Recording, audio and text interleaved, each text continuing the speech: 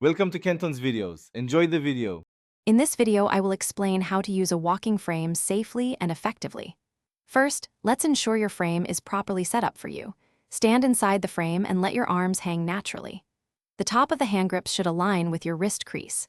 When you grasp the handles, your elbows should have a comfortable, slight bend, approximately 15 degrees. This proper height adjustment is crucial for stability and comfort, preventing unnecessary strain on your shoulders and back. Now, let's walk through the correct technique. Begin by pushing your walking frame forward a short, manageable distance, typically about 6 to 12 inches. Make sure all 4 legs of the frame are firmly on the ground before you move.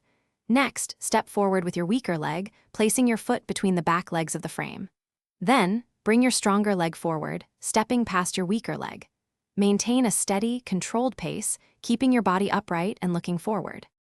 Turning and sitting down require careful steps to maintain your balance. When turning, avoid twisting your body. Instead, take several small steps in an arc, moving the frame slightly with each step until you face your desired direction. To sit, back up until the backs of your legs touch the chair.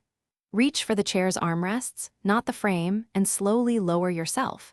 Ensure the chair is stable and won't slide away as you sit. Safety is paramount when using your walking frame.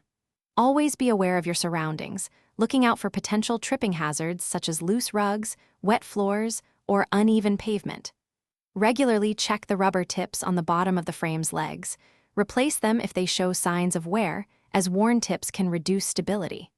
Also, periodically inspect the frame itself for any loose screws or damaged components. Proper maintenance ensures your frame remains a reliable support. Thanks for watching. Consider subscribing if we helped you.